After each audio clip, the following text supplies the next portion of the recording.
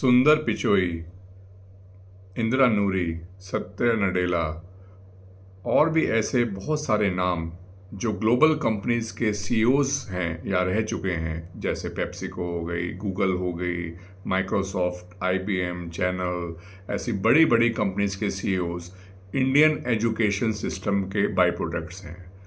तो क्या हर टाइम पूरे देश में जो माहौल बनता है कि इंडियन एजुकेशन सिस्टम यूजलेस है, वो सही है? इसका जवाब हम इस वीडियो में एक डीप एनालिसिस और एक न्यूट्रल एस्पेक्ट के साथ सोचेंगे। हम हर टाइम इंडियन एजुकेशन सिस्टम को अपने बच्चों के, अपने सोसाइटी के फेलियर्स के लिए स्ट्रेट अवे ब्लेम करते हैं। इंडिया की जो एक ह्यूज वर्कफोर्स है टीचर्स की, जो एक मिनिमल या नॉमिनल सैलरी या नॉमिनल रिन्यूमरेशन के लिए काम करती है, वो कितनी डीमोटिवेट होती होगी। आज का ज़माना 70, 80, 90, 100 साल पुराने ज़माने से बिल्कुल अलग है। आज की दुनिया आर्टिफिशियल इंटेलिजेंस और आज की दुनिया इंटरनेट पे चलती है, जहाँ पे सारी इंफॉर्मेशन हमें क्लिक ऑफ फिंगर पे अवेलेबल है। अगर हम कुछ भी सोचें और उसके बारे में हम गूगल करें, एआई चैट जीपीटी से बात करें उसके बारे में, तो हमें ह्यूज इंफॉर्मेशन मिलती है। इसी के साथ इंडियन एजुकेशन सिस्टम भी इतनी तेज़ी से अपने आप को अडेप्ट करने की कोशिश कर रहा है। वो भी आजकल प्रोजेक्ट बेस्ड लर्निंग पे कोशिश कर रहा है। मैंने अपने पिछले कई वीडियोस में ये बताया है कि इंडियन एजुकेशन सिस्टम को अब जो रिमेंबरिंग अंडरस्टैंडिंग की स्टेज है, उस स्टेज से आगे निकलना होगा, क्योंकि एटलीस्ट जो हमारे पास डेटा है, जो हमारे पास इंफॉर्मेशन है, वो हमें क्लिक ऑफ अ बटन पे अवेलेबल है, हमेशा हमारे लिए तैयार है। और हमें अब बातों को, नॉलेज को एनालाइज करके उसको एप्लीकेशन बेस पे लेके क्रिएटिविटी की तरफ लेके जाना है। हमें ज़्यादा से ज़्यादा इनोवेशन की तरफ जाना है। तो क्या हमारे स्कूल्स, हमारे एजुकेशन सिस्टम इसके लिए तैयार है? एजुकेशन, जो न्यू एजुकेशन पॉलिसी आई है, उसमें ड्रास्टिक चेंजेस आए हैं। अब हम ये भी समझें कि ये जो सारी चेंजेस हैं, ऐसा नहीं है कि पिछले 50 साल में धीरे धीरे हुई हैं। अचानक पिछले 5-7 साल में जैसे ही आर्टिफिशियल इंटेलिजेंस एजुकेशन में आई है, वैसे ही हमारे जो स्टूडेंट्स हैं उनके लिए lot of exposure to knowledge, to information है। सो हमारा एजुकेशन सिस्टम इस चीज़ को अडेप्ट कर रहा है। अब हम ऑनलाइन लर्निंग, हाइब्रिड लर्निंग की तरफ जल्दी से जल्दी अपने आप को स्विच कर रहे हैं। बट इंडिया एक ऐसा कंट्री है, एक ऐसा डेवलपिंग कंट्री है जो कि बहुत ही बड़ा, बहुत ही वास्ट कंट्री है, और इसके जो धड़कन है, इसके जो नर्व्स है, वो रूरल इंडिया है। या तो फिर हम मेट्रोपॉलिटन जो सिटीज़ है उसकी तरफ हम ये ब्लेम नहीं कर सकते कि बस उन्हीं में ही सारे एडवांसमेंट है, और बाकी जो पेरिफेरल इंडिया है, हम सो कॉल्ड डीपर रूट और रूरल इंडिया है, वो कैचअप नहीं कर रहा है। हमारे इंडिया में आज की डेट में जो आप देखेंगे कि जो डाटा है वो वर्ल्ड में सबसे लगभग चीप है। अगर मैं गलत नहीं हूँ तो सबसे चीपेस्ट ही है। और आप रूरल इंडिया में जाएं, चाहे अर्बन इंडिया में जाएं, चाहे सबर्ब्स में जाएं, हर एक के पास मोबाइल की कनेक्टिविटी है, डाटा का अवेलेबिलिटी है, और सभी लोग गूगल पे, यूट्यूब पे और भी अन्य जो साधन है जैसे चैट जीपीटी पे, उससे नॉलेज और इन्फॉर्मेशन बड़ी आसानी से ले लेते हैं। सो हमारा जो रूरल इंडिया है वो भी इस जो नॉलेज का, इंफॉर्मेशन का बूम है, उस पर कैचअप कर रहा है। और एजुकेशन सिस्टम हमेशा से जो चेंजिंग, एवोल्यूटिंग जो टाइम्स है, उसके एवोल्यूशन के हिसाब से अपने आप को बदलता है। अब हम अपने पुराने टाइम पे जाएं, जब हमारा गुरुकुल का एजुकेशन सिस्टम हुआ करता था, जो कि एक प्रैक्टिकल लर्निंग एस्पेक्ट का हमेशा रहा है। और फिर ब्रिटिशर्स आए। ब्रिटिशर्स ने क्या किया, अपनी नीड्स के हिसाब से इंडियन एजुकेशन सिस्टम को बदला, और अपने नीड्स के हिसाब से जो वर्क फोर्स थी, उनको जो चाहिए थी वर्क फोर्स, वो तैयार करी। फिर कंप्यूटर का ज़माना आया 1991 के बाद।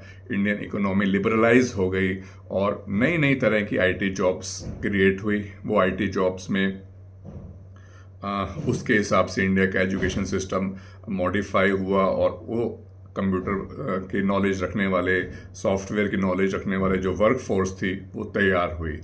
इसी तरह से इंडिया धीरे धीरे सर्विस इंडस्ट्री को लीड करा और इंडिया की सर्विस इंडस्ट्री बूम हुई, खासकर आईटी की। तो उस हिसाब से जो एजुकेशन सिस्टम ने अपने आप को मॉडिफाई किया। आज का ज़माना एआई का है और इंडिया भी अब एक जैसे जैसे प्रोग्रेसिव इकोनॉमी बनती जा रही है तो इंडिया का एजुकेशन सिस्टम अपने आप को मॉडिफाई कर रहा है। फिर हम ये सोचें कि हमारे जो आज के यूथ हैं, आज के स्टूडेंट्स हैं, वो स्कूल स्टूडेंट्स को बहुत सारे डिस्ट्रैक्शंस हैं। इस डिस्ट्रैक्शंस के चैलेंज को भी अपने आप में एक तरह से उसको इन्वॉल्व करा बच्चों को, और उसका भी रूट कि बच्चे डिस्ट्रैक्ट ना हो वो बताते हैं। सो इंडिया का जो एजुकेशन सिस्टम है वो एक तरफ तो अपने आप को बदलता है, बट जो स्कूल के बाद जो कॉलेज की एजुकेशन आती है, कॉलेज की एजुकेशन अपने आप को नए नए कोर्स तो बना रही है, बट जो इंडस्ट्री है वो इतनी तेज़ी से चेंज हुई पिछले 10-12 सालों में, 8 से 10 सालों में कहें, कि जो एकदम से कॉलेज के जो कोर्सेज हैं वो इतनी तेज़ी से अपने आप को बदल नहीं पाए। और हालांकि वो बदल पा रहे हैं, अब हम एकदम से पिछले 3-4-5 साल में देखते हैं एकदम से अनएम्प्लॉयमेंट इतना जंप करा। वो अनएम्प्लॉयमेंट इसलिए भी जंप किया कि जो चेंज इन इंडस्ट्री इतनी रैपिड हुई, वो कॉलेज के जो कोर्सेज करिकुलम जो चेंज हुए वो इतने रैपिड अभी नहीं हो पाए। सो हमारी जो इंडस्ट्री को डिमांड है और हमारे जो कॉलेज सप्लाई कर रहा है उसमें जो मिसमैच है वो बहुत बड़ा हो गया है। इस कारण से अब जो इंडियन एजुकेशन सिस्टम का एक फ्लॉ रह गया है कि हमें अब किसी तरह से ऐसी पॉलिसीज़ बनानी पड़ेंगी कि जो इंडस्ट्री डिमांड करे उसके हिसाब से ही कोर्स रेट्रोग्रेडली हमें डिज़ाइन करने पड़ेंगे अपने कॉलेजेस में। स्कूल की एजुकेशन अपने आप को जिस लेवल पे चेंज कर पाई वो कर पाई, और बच्चे एक तरह से देखा जाए कि पहले से ज़्यादा समझदार होते जा रहे हैं, इसमें कोई डाउट नहीं है, ऐसे कोई दो राय नहीं है कि आज से जो 30 साल 40 साल पुराने जो स्कूल के बच्चे थे और आज के बच्चे कंपेयर किए जाएं तो आज के बच्चे बहुत वेल इन्फॉर्म्ड और वेल टॉट बच्चे हैं।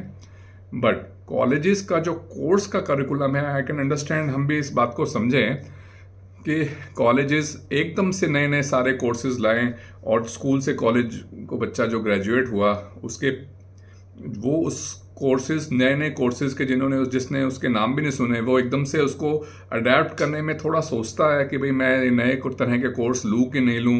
वो अपने पीयर ग्रुप, अपने सीनियर्स, अपने पेरेंट्स से, जिनको पता है कि अजीब अजीब से कोर्स भाई तो बाद में कर लियो, पहले एक सेट कोर्स कर ले, एक नॉर्मल इंजीनियरिंग कर ले, एक मेडिकल ग्रेजुएट बन जा, एक लॉयर बन जा, एक आर्किटेक्ट बन जा, फिर बाद में देखिए तो अपने आप को कैसे अपस्किल करता है। सो इसी में कैच है अप स्किलिंग का, अपना जो ग्रेजुएशन, अपने इंडियन एजुकेशन सिस्टम का अप स्किलिंग का जो एक तरह से दायरा है उसको बढ़ाना पड़ेगा। आफ्टर ग्रेजुएशन जो सर्टिफिकेशन कोर्स हैं उसको डायरेक्ट इंडस्ट्री से फीडबैक लेके कि भाई आपको इस एक इंजीनियर में ये क्वालिफिकेशन, ये अपग्रेडेशन चाहिए, उसके 1 महीना, 2 महीना, 6 महीना, 4 महीना ऐसे छोटे छोटे कोर्सेज बनाएं और अपने जो बच्चे हैं, अपने जो यूथ हैं जो कॉलेज से पास आउट हो चुके हैं उनको अपग्रेड करने की अब ज़रूरत है।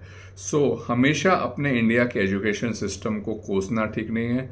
फेलियर्स बच्चों में जब से एजुकेशन सिस्टम बनाए तब से हैं। हमेशा हर बच्चा ब्राइट हो ही नहीं सकता, पर जो बच्चा ब्राइट नहीं है उसको कैसे अपस्किल करना है, उसको कैसे अपग्रेड करना है, और जो बच्चा ब्राइट है उसका जो माइंड है उसको कैसे मैक्सिमम यूटिलाइज करना है इंडिया को। सो इस तरह से हमेशा ब्लाइंडली इंडिया के एजुकेशन सिस्टम को गाली देना मेरे हिसाब से ठीक नहीं है। टाइम बदला है, बहुत तेज़ी से बदला है। इंडियन एजुकेशन सिस्टम भी अपने आप को बदलने की कोशिश कर रहा है। गवर्नमेंट के कुछ पॉलिसीज़ भी ठीक हैं इस बारे में, बस ओनली अब जो गैप रह गया है वो ये रह गया कि कॉलेज के जो ग्रेजुएट्स हैं और इंडस्ट्री की जो डिमांड है उसमें एक थोड़ा बड़ा अंतर है। एकदम से जो कॉलेज के ग्रेजुएट्स हैं वो इंडस्ट्री को समझ नहीं पाते कि उसमें क्या कोर्सेज़ की रिक्वायरमेंट है, तो किसी तरह से कॉलेजेस को ये फीडबैक लेके इंडस्ट्री से अपग्रेडेशन कोर्सेज़ हमेशा 1 महीना, 15 दिन, 2 महीना, 6 महीने ऐसे छोटे छोटे कोर्सेज अपग्रेडेशन के करें, ताकि जो हमारा यूथ है वो हमारे जो फ्यूचर जॉब्स के लिए, जो अब जॉब्स अब जिसकी डिमांड है उसके लिए तुरंत रेडी हों। हम ब्लाइंडली एजुकेशन सिस्टम को हमेशा कोसना, गाली देना आपकी टीआरपी तो बढ़ा सकता है पर प्रॉब्लम की सॉल्यूशन नहीं कर सकता। सो हमें हमेशा पॉजिटिव रहना है, सॉल्यूशन ओरिएंटेड रहना है। और इंडिया में जो एजुकेशन सिस्टम है, जिसके प्रोडक्ट्स वर्ल्ड ओवर में इंडिया के डॉक्टर्स, इंजीनियर्स और आर्किटेक्ट्स, इस तरह के लोग, सीएस, फाइनेंशियल इंस्टीट्यूशन में लोग, हमेशा इनकी डिमांड टॉप पे है। सो ये सारे इंडियन एजुकेशन सिस्टम के ही बाई प्रोडक्ट्स हैं, इंडियन एजुकेशन सिस्टम की ही देन है कि हमारा ग्लोब में, पूरे ऑल ओवर वर्ल्ड में इंडिया का जो बच्चा है उसकी बहुत डिमांड रहती है हमेशा स्किल्ड बच्चे की। और हमें हमेशा नेगेटिव ही हर बात में नहीं लेना है। पूरा यूट्यूब भरा हुआ है, आप देखो कि इंडियन एजुकेशन सिस्टम का ये फ्लॉ है, ये कमी है, ये है, कैसे कहना बहुत आसान है। बट हमें पॉजिटिविटी के साथ इंडियन एजुकेशन सिस्टम में जो थोड़ी मॉडिफिकेशन है उनको करवानी है, उसका डिमांड को देखना है, और तभी इंडिया एक डेवलप्ड कंट्री बन सकता है आने वाले 25 सालों में। और इसी तरह से हम प्रोग्रेस कर सकते हैं। नेगेटिव की तरफ दिमाग ना लगा के हमेशा पॉजिटिविटी की तरफ देखें। Thank you.